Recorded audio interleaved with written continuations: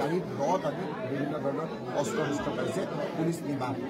police নিবাস আজি মোৰ কথা হ'ল যে 9:30 বজাত কোনে পাৰ্মিশ্যন দিলে এই ৰাস্তা দি তেওঁলোকে গৈ ইয়াত আক্ৰমণ কৰে তেওঁলোকে ইয়াত 9:30 বজাত কি কৰি আছে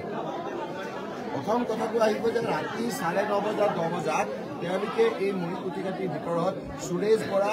আৰু আমাৰ বাকীবিলাকসকলে ইয়াৰ স্থানীয় যি নহয়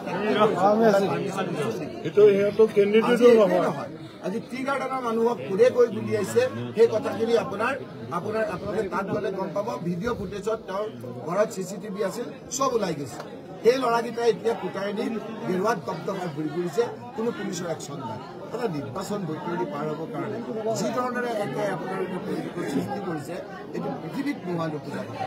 গতিকে ৰাইজে সন্ত্ৰাস কৰিছে ৰাইজে ইমান কমজোৰ নহয়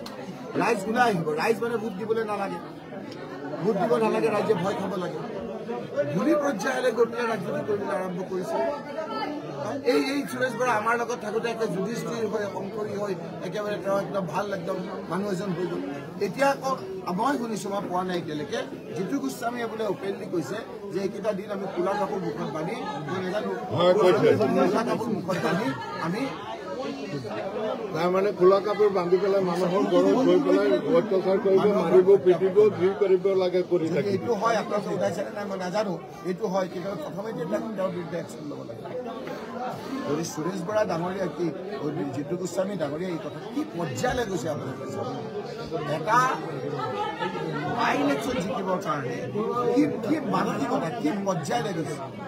জিতু গোস্বামী ডাঙৰীয়াই এই কথাটো কোৱাটো যদি টিভিত ওলাইছে তাৰপিছতো পুলিচ হাতাপতি বহি আছে কোলা কাপোৰ বান্ধি ৰাইজৰ ঘৰত সোমাই যাবলৈ কোৱা জিতু গোস্বামীয়ে 9:30 বজাত 9 বজাত প্ৰশাসন কৰি আহি ঘৰত আক্ৰমণ কৰিছে তেওঁৰ নেতৃত্বত পুলিচ নিৰ্মাণ